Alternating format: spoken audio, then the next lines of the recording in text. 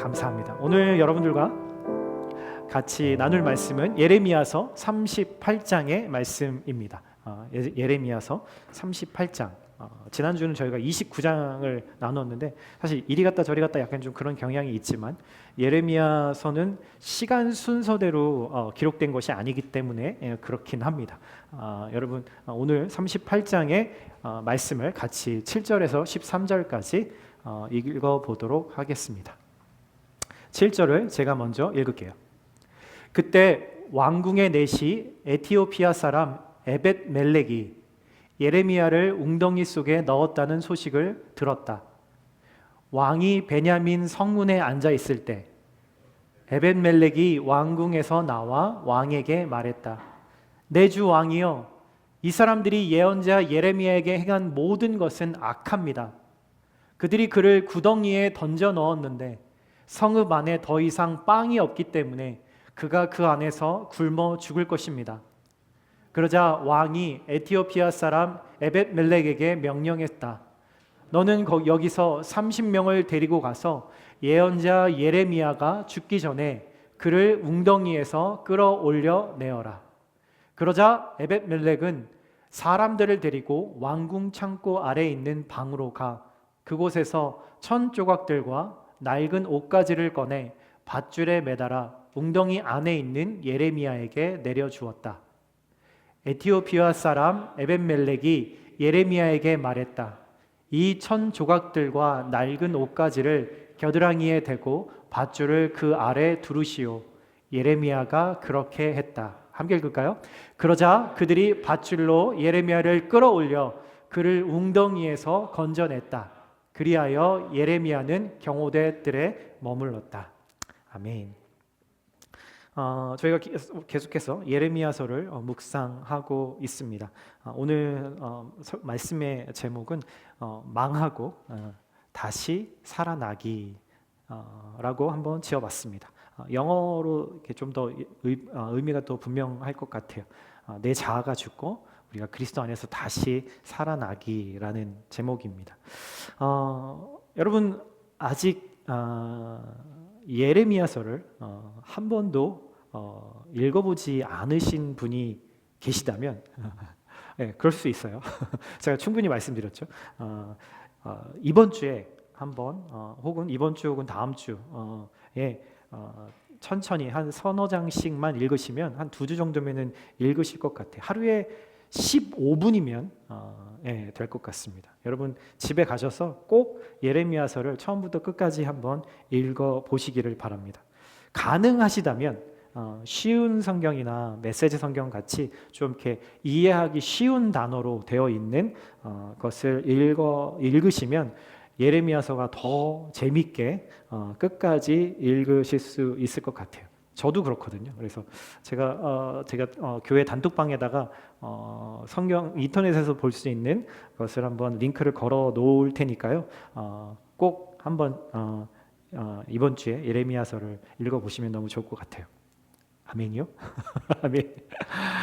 성경이 전부 다 보물과 다 것 같지만 특히나 이 예레미야서는 정말 보물들이 곳곳에 숨겨져 있습니다. 마치 보물찾기를 하는 것 같은 그런 말씀들이에요.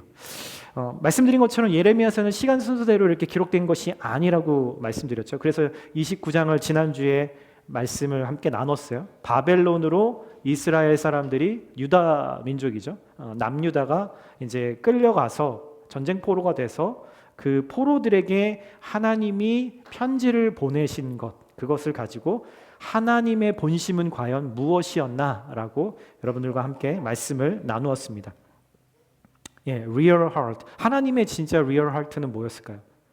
바로 그들이 망해서 바벨론으로 가서 고생 직사게 하는 것이 하나님의 본심이 아니라 너 한번 당해봐라. 이것이 하나님의 본심이 아니라 심판이라는 것을 통해서 다시 정결해진 나와 하나님은 친구가 되고 싶으신 것. 그게 바로 하나님의 진짜 마음이셨어요.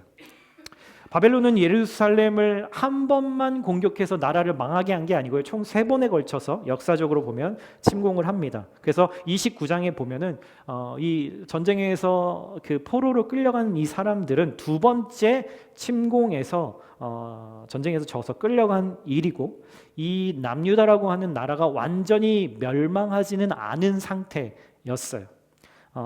바벨론은 유다에 허수아비 왕을 세워둡니다. 이전의 왕은 볼모로 끌고 가고 그 왕의 삼촌이었던 시드기야라고 하는 왕을 허수아비 왕으로 세워둔 거죠. 그리고 오늘 우리가 묵상할 38장의 말씀은 아마 이 시간으로부터 한 10년에서 11년 정도가 지난 시점이고, 이때는 유다가 완전히 멸망하기 1, 2년 전의 이야기예요. 시점이 좀 이해가 되셨죠? 2차 공격으로 끌려간 사람들과 지금 오늘의 이 본문은 바로 한 10년 정도의 차이가 있고, 이 일이 있은 후에 1, 2년 후에 이제 유다가 최종적으로 멸망당하게 되는 거죠. 여러분, 하나님의 뜻은요, 유다가 망하는 거였어요. 언뜻 들으시면 이해하기가 좀 어려울 것 같아요. 하나님의 백성, 하나님의 자녀라고 부르던, 그리고 그것을 가장 자랑스러워했던 그 사람들을 향한 하나님의 뜻은 망하는 것이었다라는 거죠. 언뜻 보면 지난주에 말씀하고는 전혀 다른 것 같아 보입니다. 여러분, 우리가 가장 피하고 싶고 가장 어떻게든 안 되고 싶은 것이 아마 망하는 것이 아닐까요? 누가 망하는 거 좋아하겠어요? 그렇죠? 사업이 망하고 아니면 관계가 망하고 재정이 망하고 어떤 것이든 그런 망하는 상황들은 누구나 다 피하고 싶죠. 그래서 우리가 열심히 내 안전을 지키기 위해 그렇게 매일매일 애를 쓰고 있는 건 것 같아요. 그런데 하나님은 이 유다 사람들도, 그리고 오늘 이 말씀을 듣고 있는 나도 망하기를 바라세요. 정확히 말하면 내 뜻이 망하기를 바라고 내 방식대로 사는 것이 망하기를 바라신다라는 거죠. 그래서 하나님이 우리에게 바라시는 이 망함이라는 것은 하나님의 관점에서는 최고의 사랑의 표현이에요. 아멘이신가요? 아멘으로 받으셔야 돼요. 이게 깨달아지고 이게 믿어지면 우리는 그것을 저 사람 성령 충만하구나, 저 사람 은혜 받고 있구나 라고 달리 표현하기도 하죠. 오늘 우리가 38장을 묵상할 텐데, 나는 망하고 내 속에 다시 하나님이, 예수 그리스도가 살아나시는 영적인 경험들을 우리 모두가 할 수 있기를 소망합니다. 유다는 실제로 그 당시 망하고 있었어요. 그리고 곧 망할 거예요. 하나님의 선지자 예레미야는 이 비참한 상황들의 현실 가운데서 하나님의 말씀을 여전히 사람들에게 선포하고 있어요. 29년이나 말씀을 선포했지만, 말씀을 전했지만 한 사람도 그 말씀을 듣고 돌아오지 않았죠. 근데 하나님의 예레미야에게 선포하신 말씀은 이런 것이었어요. 바벨론에 항복하는 것만이 하나님이 예비하신 살 길이고, 지금 이 포로의 상황들을 받아들이고 그곳에서 묵묵히 일상을 살아내야 한다. 그러면 어느 정도 70년이라는 시간이 지난 후에 내가 내 뜻대로, 내 능력으로, 내 방식대로 너희들을 다시 되돌아오게 할 것이다 라고 말씀했어요. 하셨어요.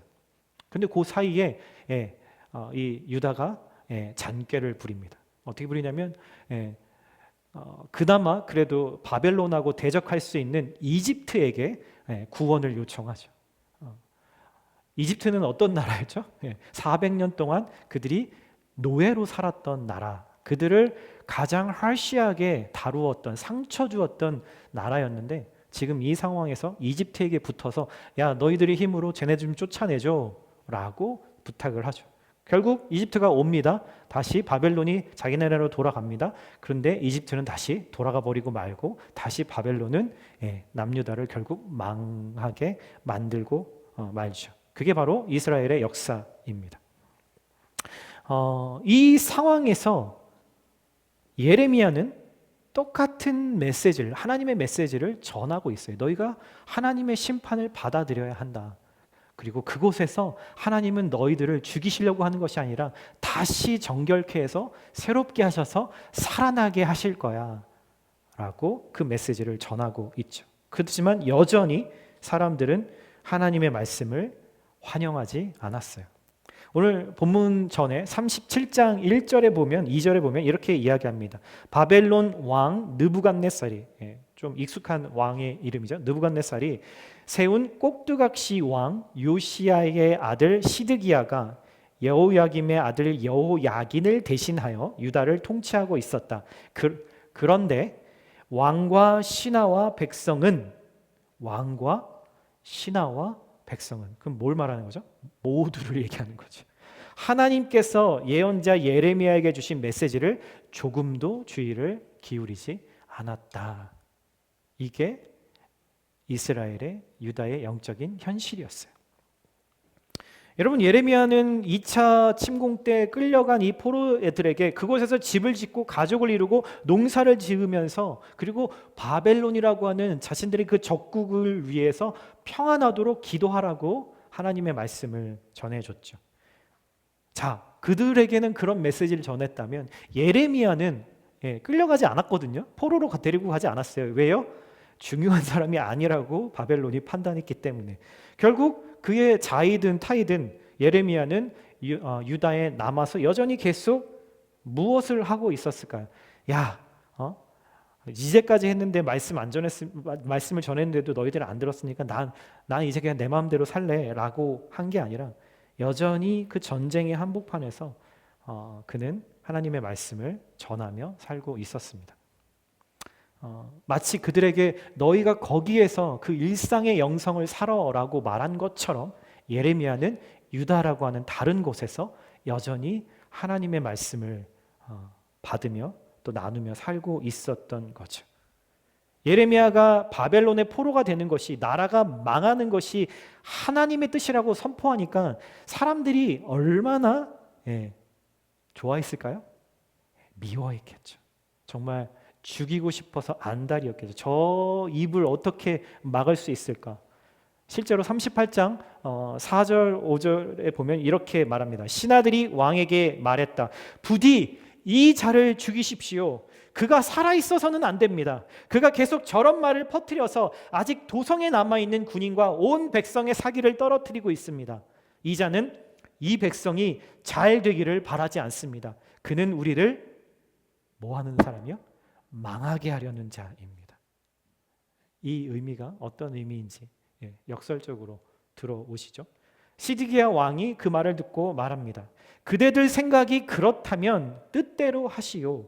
내가 무슨 힘이 있다고 그대들에게 반대하겠소. 허수아비 왕이에요. He is in your hands.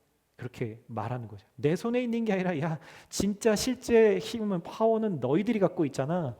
나는 아무 힘이 없잖아. 그냥 니네들이 마음대로 해 라고 그렇게 왕이 이야기를 한 거예요. 자, 그러면 이 예레미야가 이렇게 되면서 결국에는 한 물웅덩이에, 깊은 물웅덩이에 그를 빠뜨려 죽이려고 합니다. 그래서 결국 빠져서 있는 상황이었어요. 먼저 이 당시에 유다의 그래도 나름의 최고의 권력자였던 이 시드기야라고 하는 이 사람은 과연 어떤 사람이었는지 잠깐 살펴보기를 원합니다. 38장 5절을 보면은 그 나라의 리더들이 예레미야를 죽여야 된다고 압박을 하니까 시드기야 왕은 니들 마음대로 해라. 난 허울뿐인 왕이고 너희들 손에 있잖아 라고 그렇게 말해요. 사실 시드기야는 힘이 없는 왕이기는 했어요.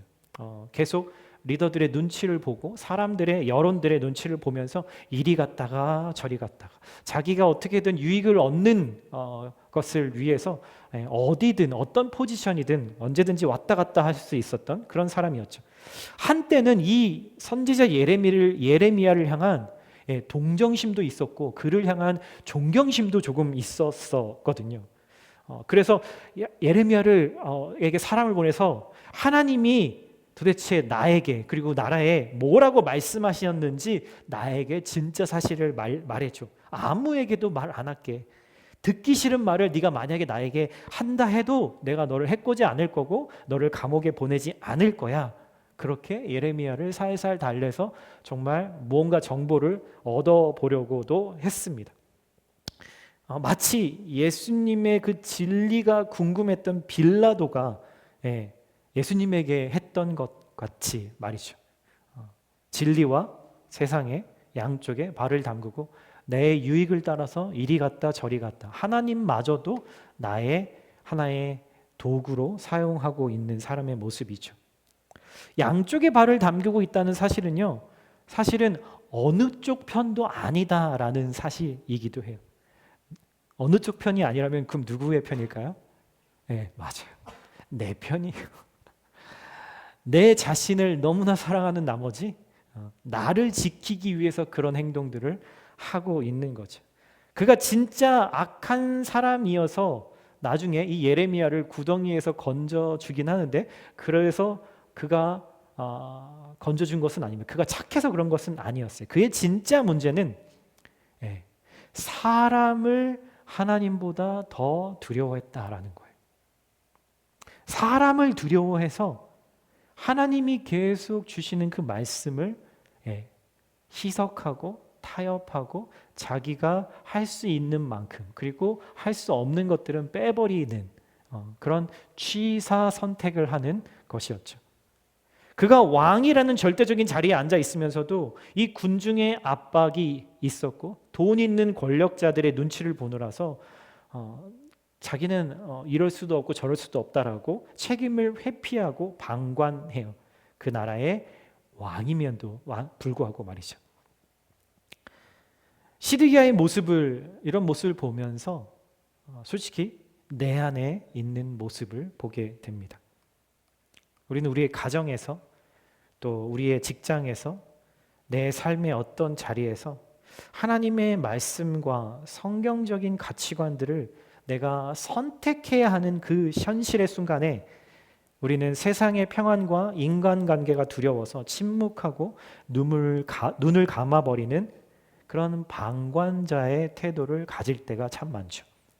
내가 가진 자유와 선택할 수 있는 그 힘을, 하나님 우리에게 자유의지를 주셨잖아요. 자유롭게 선택할 수 있는 그런 힘을 주셨는데 그것을 하나님을 사랑하는 데 사용하지 않고 나의 만족을 위해서, 그리고 사람들을 만족시켜서 결국 나를 위하기 위해서, 나를 사랑하기 위해서 그렇게 타협하고 있는 모습인 거죠.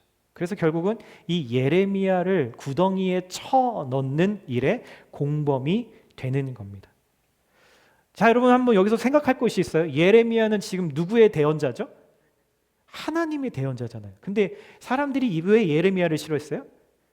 그가 전하는 말씀이 싫었거든요. 그럼 그가 전하는 말씀은 누구의 말씀이었는데요? 하나님의 말씀이었어요. 그러면 예레미야를 구덩이에 쳐넣었다라는 것은 다시 말하면 어떤 의미일까요? 하나님을 구덩이에 쳐넣었다라는 의미와도 같은 거죠. 여러분 이러면은 이야기가 달라지잖아요. 그렇죠? 여러분 지금 이들이 하고 있는 일이 바로 본질이 바로 그런 일이라는 거죠. 여러분 지금 이 예레미야가 떨어져 있는 그 구덩이는요, 여러분 좀 상상이 안 가실 수 있는데 제가 좀 조사를 해보니까 이스라엘은 비가 잘 안 오잖아요. 그렇죠? 그래서 물이 아주 귀합니다. 여러분 그래서 포도주를 썩지 않게 하기 위해서 사실은 포도주라고 하는 음료의 드링킹의 문화가 발전한 거잖아요. 그렇죠? 그러니까 건기가 있고 비가 안 오는 시즌이 있고 비가 오는 시즌이 있는데, 비가 내리는 시즌에 그 빗물을 받아두기 위해서 이런 물 웅덩이를, 그래도 나름 좀 산다라고 하는 좀 재정의 여력이 있는 사람들은 집 근처에 자기 땅에 그런 것들을 마련해 두었는데, 이 물 웅덩이 하나의 깊이가 보통 9m에서 짧게는 9m에서 깊이가 12m 정도의 깊이였대요. 그런데 그냥 구덩이를 일자로 이렇게 판 것이 아니라 마치 맥주병 같이, 아니면 그 호리병 같이 바닥은 내려갈수록 넓고 위로 올라갈수록 좁아지는 형태의 그런 구덩이였대요. 예레미야가 이 물구덩이에 갇힌 때는 비가 내리지 않는 건기였대요. 그래서 이 건기였기 때문에 바닥에는 진흙이 두껍게 있어서 그가 그냥 이렇게 평평하게 있을 수 있는 것이 아니라 계속 몸이 진흙 속으로 조금씩 슈링크하고 있는 그런 상황이었다라는 거죠.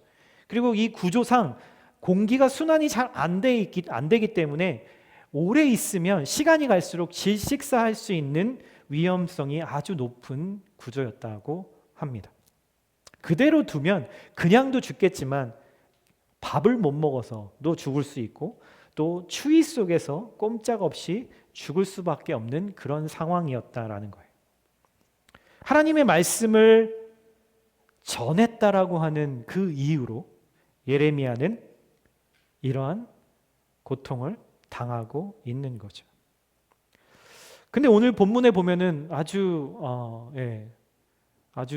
정신이 번쩍 드는 사람이 한 명 등장합니다. 모두가 침묵하고 모두가 예레미야를 정죄하던 바로 그 순간에 아주 뜻밖의 한 인물이 성경을 찢어서 뚫고 그 안으로 갑자기 들어오는 것을 보게 돼요. 38장 7절 이렇게 이야기합니다. 그때 왕궁의 넷이, 그 사람이 누구였는지 얘기해줘요. 왕궁의 넷이 에티오피아 사람 에벳 멜렉이 예레미야를 웅덩이 속에 넣었다는 소식을 들었습니다. 한 사람이 등장하고 있는데 이름이 에벳 멜렉이래요. 예전에 제가 한번 그 룻기를 할 때 룻의 두 명의 아들 중에서 그 남편의 이름이 멜렉이라고 하는 이름이 들어가 있었잖아요. 단어가 멜렉은 왕이라는 뜻입니다. 히브리어로. 에벳은 종이라는 뜻이에요. 그러면은 합치면 뭘까요? 왕의 종이라는 의미예요. 그냥 어떻게 보면은 사실 원래 이 사람이 이름이 있었을 것 같아요. 근데 그냥 이름이 그냥 왕의 종이라고 불렸다라는 거죠. 그런데 재밌는 것은 이 사람은 그냥 평범한 이스라엘 사람이 아니었다라는 거예요.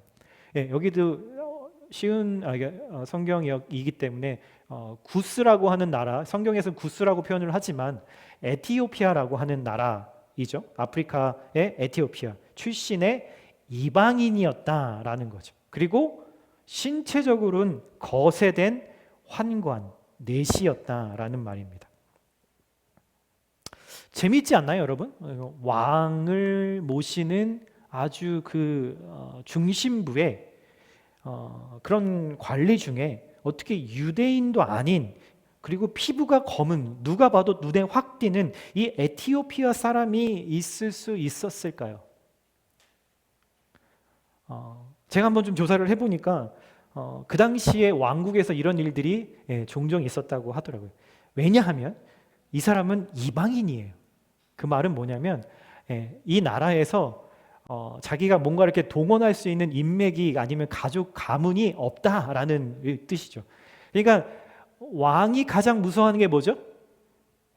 반역이잖아요. 반역.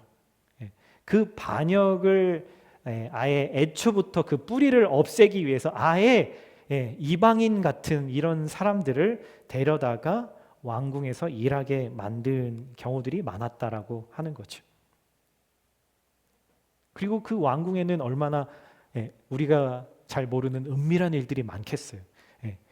돈 관리도 해야죠. 그리고 그 수많은 궁녀들도 관리를 해야 하니까 내시이면서 남자로서의 역할을 하지 못하면서 그리고 이 나라에는 아무런 백그라운드가 없는 이런 이방인을 사용했던 거죠. 잘 생각해 보면 이 에벤멜렉이라는 이 사람은 그냥 엄청 행복한 인생을 살지는 않았을 것 같아요. 환경적으로는. 더군다나 여러분 신명기 말씀에 예전에도 한번 말씀드린 것이 있지만 율법에 따르면 하나님의 율법에 따르면 신체적 결함이 있거나 이 사람은 신체적 결함이 있죠. 거세당했기 때문에 신체적 결함이 있습니다. 그리고 이방 사람인 경우에는 하나님을 예배하는 곳 그리고 하나님의 그 총회에 결코 들어올 수 없다라고 명확하게 명시가 되어 있거든요. 그렇다면 여러분 이 에벤멜렉이라는 사람은 그 당시에 어떠한 위치로 어떠한 상황에서 살고 있었을까요? 당시 유다 사회에서 비추어 보면은 혈통적으로나 종교적으로나 신체적으로나 가장 어떻게 보면은 끝자락에 있는, 소외당하고 있는, 어떠한 목소리도, 자신의 목소리도 쉽게 낼 수 없었던 그런 사람이었다라고 이야기할 수 있을 거예요. 그런데 지금 이 사람이 갑자기 이 상황 속으로 성경을 찍고 들어오는 거죠.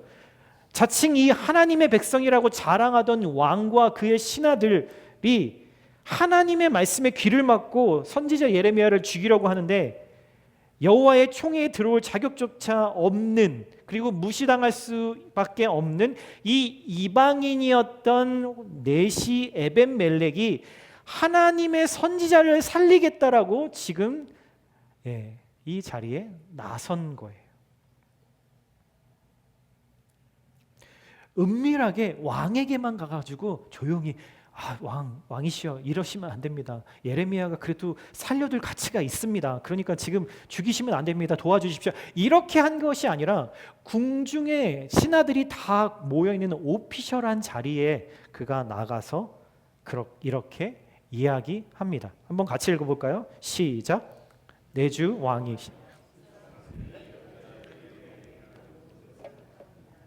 그들이 그를 구덩이에 던져 넣었는데 성읍 안에 더 이상 빵이 없기 때문에 그가 그 안에서 굶어 죽을 것입니다. 여러분 무슨 말에 주목이 되세요? 예레미야에게 행한, 이 사람들이 예레미야에게 행한 모든 것은 악합니다라고 왕에게, 그리고 그 대상자들이, 당사자들이 다 듣고 있는 데서 그렇게 이야기를 하고 있는 거예요. 여러분 이 말이 무슨 말이에요? 왕 당신은 아무런 것도 안 했으니까 당신은 죄가 없고 이 신하들이 문제입니다라고 얘기하고 있는 거예요? 아니잖아요. 그것을 허락한 왕에게도 책임이 있다라고, 지금 당신들은 다 악합니다라고 힘을 주어 이야기를 하고 있는 거예요. 이거 놀랍지 않으세요? 여러분 성경에는 이런 보물들이 있습니다. 갑자기 이 사람이 등장해서 지금 상황이 그냥 이렇게 해서 죽겠구나라고 하는 그 상황으로 흘러가고 있는데 그거를 스탑 하고 멈춰버리고 있는 거라는 거죠. 그럼 어떻게 했는데요? 목숨을 걸었기 때문에 지금 이 상황을 멈추려고 하는 거죠. 아무 연고도 없는 이방인 노예 출신의 환관이 왕과 귀족들 앞에서 니들의 행위는 다 악하다라고 지금 직언을 하고 있는 거예요. 당연히 거기 있던 사람들이 어떻게 반응을 했을까요? 우리 사극을 보면 막 상상이 되잖아요, 그렇죠? 저 XX를 당장 죽여라. 뭐 어찌 감히 내시가 환관이 이 궁정에서 저런 목소리를 내냐. 왕이 어떻게 반응을 했을까? 시드기야 왕, 이랬다 저랬다 어디 붙든 저기 붙든 자기가 유익되는 대로 붙는 이 왕은 난 몰라, 너 지금 뭐라고 하는 거니? 이렇게 해버리면 여러분 이 에벤멜렉이라는 사람은 그 자리에서 바로 죽임을 당하거나 아니면 그 자리는 면할지 몰라도 쥐도새도 모르게 죽임을 당할 수 있는 상황이었겠죠. 그러나 에벤멜렉에게는 사람들을 두려워하는 마음보다 더 두려워하는 분이 계셨어요. 바로 하나님이셨죠. 제가 예레미야서 관련해서 읽고 있는 그 유진 피터슨 목사님의 주와 함께 달려가리이다라는 그 책에 보면은 용기가 과연 어떤 것인가에 대해서 이렇게 쓰여 있어요. 진정한 용기란 나의 신분이나 나의 스펙이나 내가 쥐고 있는 힘의 크기에 비례해서 용기가 나오는 것이 아니라 오직 하나님을 두려워하고 경외하는 마음에서 진짜 용기가 나오는 거라고 말해요. 동의하시나요? 에벤멜렉은 사람들에게 무가치한 사람으로 여겨졌는데 그 사람은 사람들과의 관계를 두려워하지 않고 하나님의 편에 서서 하나님을 선택한 사람이었어요. 이런 사람을 성경은 뭐라고 얘기하냐면 인간다운 인간이라고 말하는 거죠. 인간다운 인간. 여러분 그냥 육신을 가지고 우리가 엄마의 태에서 태어났다고 해서 모두가 다 인간이 되는 건 아닙니다. 그건 세상의 관점이죠. 성경의 관점에서는 하나님이 창조하신 그 목적대로 살고 있는 사람을 인간이라고 이야기를 하는 거예요. 여러분, 오늘 나에게도 이런 인간다움이 필요하지 않을까요? 모두가 다 괜찮다고, 이게 맞다고, 그래도 된다고 말할 때, 주일에 교회 가서 말씀 좀 들으면 되지. 왜 괜히 말씀이 선을 넘어서 내 삶을 불편하게 하고 거스르게 하는 것을 나는 견딜 수가 없어. 그렇게 놔두지 않을 거야. 라고 그렇게 말할 때에도 여러분, 이 에벤멜렉이라는 사람은 뭐가 훨씬 중요하고 뭐가 더 훨씬 가치 있고 무엇이 더 훨씬 존중받아야 마땅한 것인지를 그는 용기를 내어서 선택하고 사람들 앞에 자신의 선택을 그렇게 알리고 있는 거죠. 10절에 보면 이렇게 이야기합니다. 그러자 왕이, 이렇게 말했더니 왕이 에티오피아 사람 에벤멜렉에게 명령했습니다. 너는 여기서 30명을 데리고 가서, 군사들 30명을 얘기하는 거예요. 30명을 데리고 가서 예언자 예레미야가 죽기 전에 그를 웅덩이에서 끌어올려 내라. 그러자 에벤멜렉은 사람들을 데리고 왕궁 창고 아래에 있는 방으로 가 그곳에서 천조각들과 낡은 옷가지를 꺼내 밧줄에 매달아 웅덩이 안에 있는 예레미야에게 내려 주었다. 시드기야 왕이 왜 여기에서 갑자기 태도를 변해서 그 서슬퍼런 권력을 가지고 있는 이 신하들의 뜻을 거역해서 예레미야를 다시 구출해내라 라고 했는지는 잘 모르겠어요. 아마도 추측건데 무언가 그래도 이 선택을 통해서 자신이 받을 유익이 조금이라도 더 남아있지 않을까, 혹은 하나님이 혹시라도 이것을 통해서 나에게 저주를 내리시지 않을까, 뭐 그런 두려움이 있었을지도 모르겠어요. 확실한 건, 정확하진 않지만 그렇지만 확실한 건 뭐냐면 하나님이 여전히 예레미야의 생명을 붙들고 계셨다라는 사실이죠. 당신들 지금 다 악합니다 라고 그렇게 말만 하고 에벤멜렉이 끝낸 게 아니에요. 그는 그가 말한 대로 행동으로 옮깁니다. 왕의 허락을 받아서 군사 30명을 데리고 에벤멜렉은 곧장 예레미야가 있는 그 구덩이로 가지 않았어요.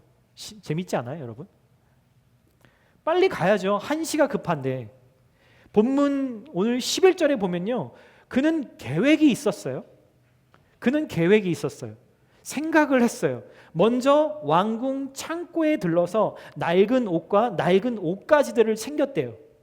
원어로 보면은 이게 찢어진 천조가 헤어진 옷이라는 의미인데, 그냥 그 창고 구석탱이에 먼지 쌓여서 언제라도 버려져도 괜찮을 만한 그런 천조각들, 그리고 오래된 옷들을 가지고 간 거죠.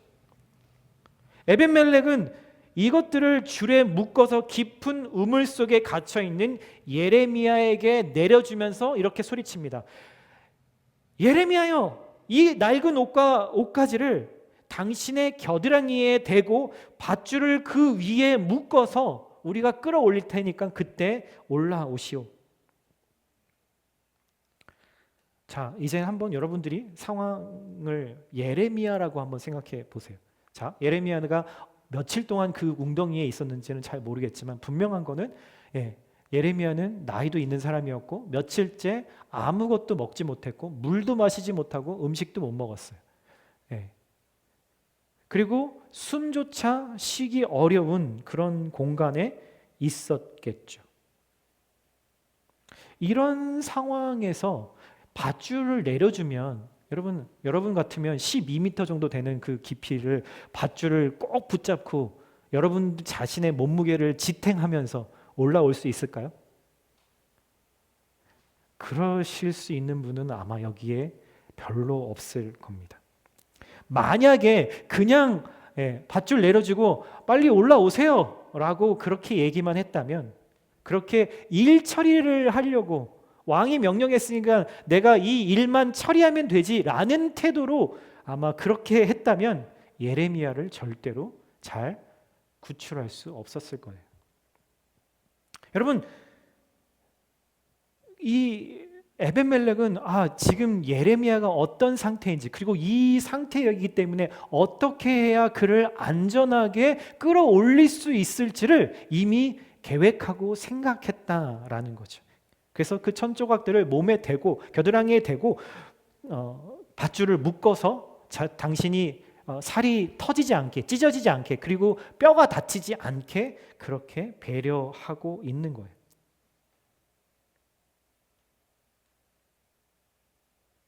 여러분, 여기에서 무엇이 느껴지세요? 여러분, 에벤멜렉의 친절한 마음이 느껴지지 않으세요? 누가 시킨 거 아니거든요. 왕이 이렇게까지 하라고 얘기하지도 않았어요. 누구도 상관하지 않아요. 그런데 에벤멜렉은 예레미야를 인격적인 한 존재로 대우하고 있습니다. 그리고 그가 겪을 몸의 통증, 그가 겪을 어려움들을 미리 생각하고 배려하고 친절하게 그에게 솔루션을 주고 있는 거죠. 누군가를 존중하고 누군가의 상황을 이해하고 그를 함께 연민해주고 함께 걱정하는 마음이 없으면 이렇게 할 수가 없습니다.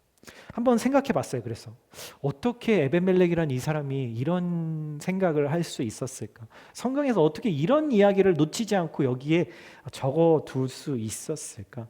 아마도 저의 추측에는 이 에벤멜렉이라는 이 사람도 평탄한 삶을 살지는 않았을 것 같거든요. 이방인이었고 종이었고 사회적으로 약자였고 그도 아마 이런 일들을 당했을 수 있겠구나. 자기가 당하지는 않았어도 정말 가까이서 이런 일들을 경험한 적이 있었겠구나라고 생각이 들어요. 내가 당해보지 않으면요, 내가 아파보지 않으면요, 절대로 할 수 없는 배려의 태도인 거예요. 그리고 내가 경험했다고 해서 모두 다 이런 친절을 다 베풀 수 있는 것도 아니죠. 상대방에 대한 존중과 애정이 있어야 돼요. 나는 실수하고 어려운 일도 당해봤지만 당신은 그런 실수하지 말고 그런 어려운 일 당하지 않았으면 좋겠다라는 그런 속마음이 있는 거죠. 여러분, 우리의 가족들을 향해서 그런 마음이 있지 않아요? 우리의 자녀들을 향해서 그런 마음이 있지 않나요? 정말 이렇게 하면 정말 하나님 앞에서 얼마나 힘든 인생을 뱅글뱅글 돌아가면서 살 텐데 정말 지금 순종해서 하나님 잘 따라서 갔으면 좋겠는데 나는 예전에 그런 경험을 했지만 우리 자녀는, 우리의 가족들은, 우리의 사랑하는 사람들은 이런 일을 겪지 않았으면 하는 게 이미 겪어본 사람들의 마음이잖아요.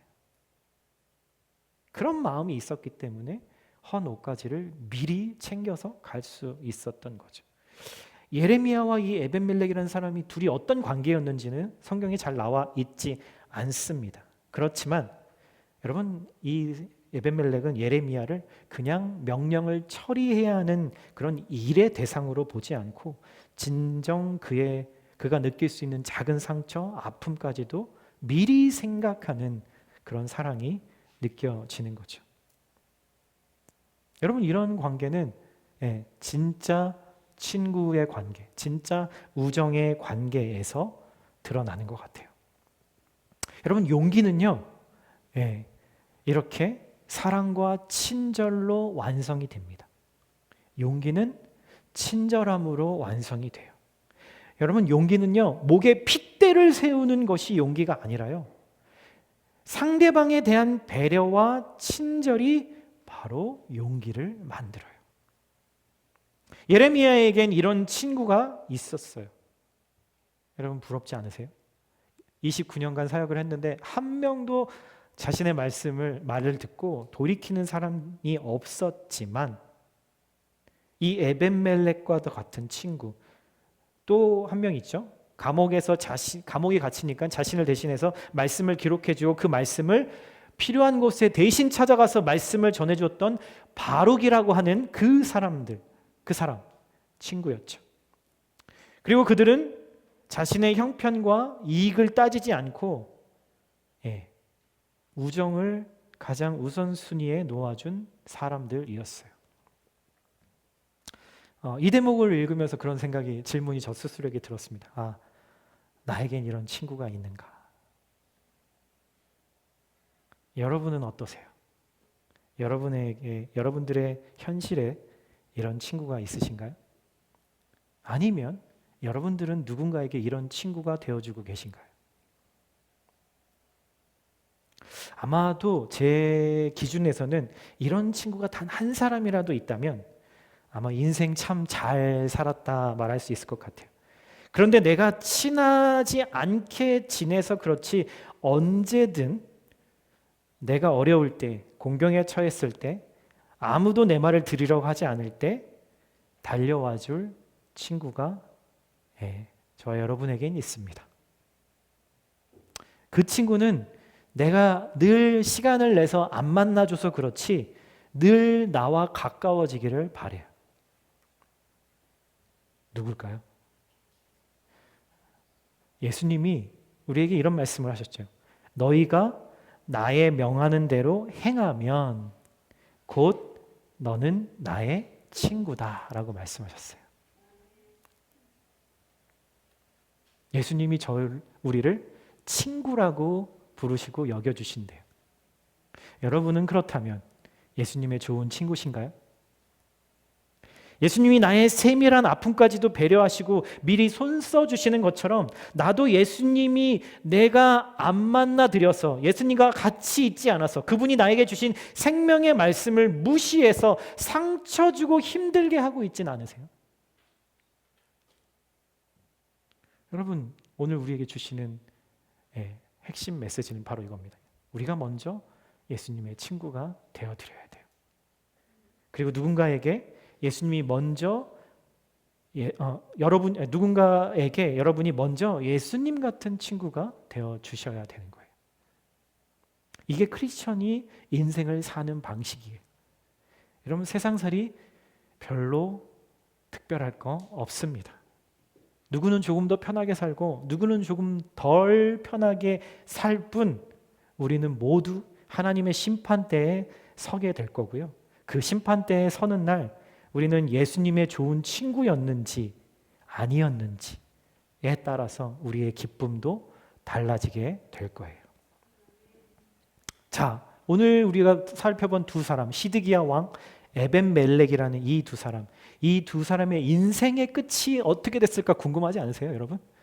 예레미야서는 친절하게 이 두 사람의 인생의 끝을 설명해 주고 있습니다.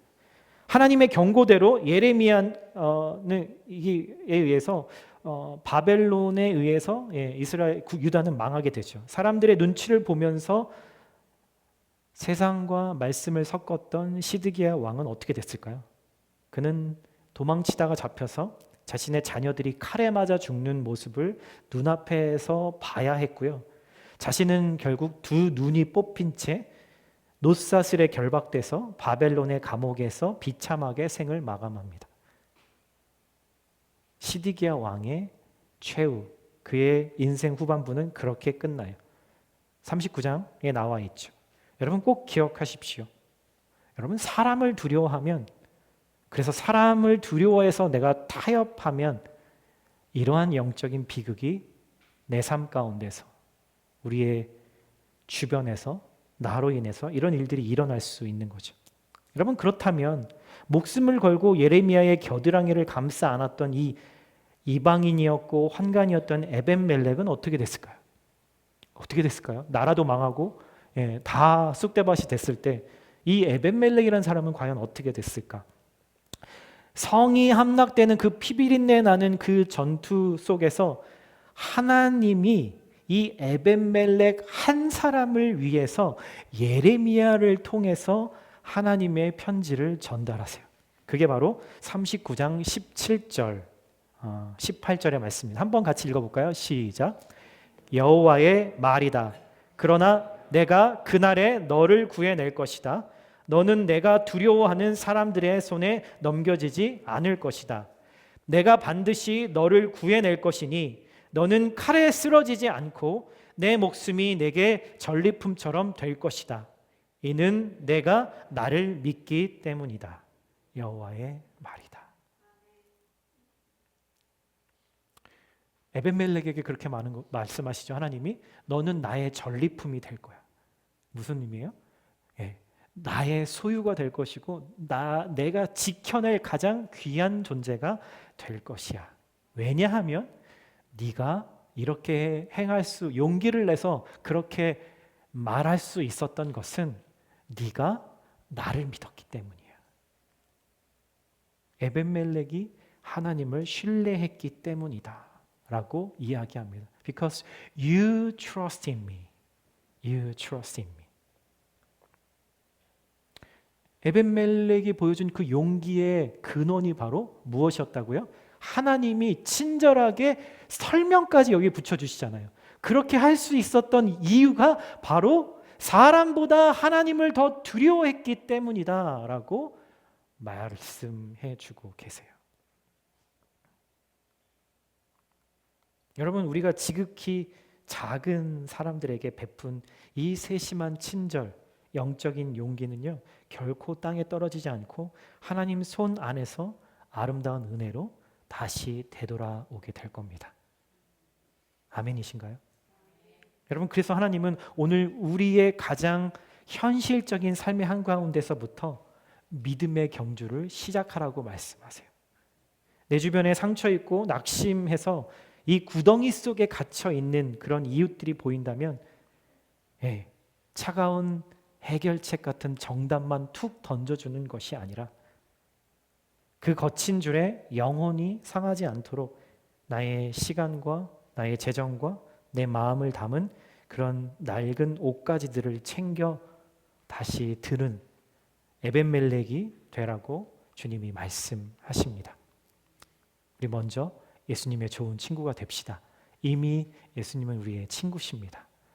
이 우정으로 이번 한 주 여러분 안에 또 제 안에 예수님이 주시는 그 기쁨이 충만하기를 축복합니다. 아멘. 아멘.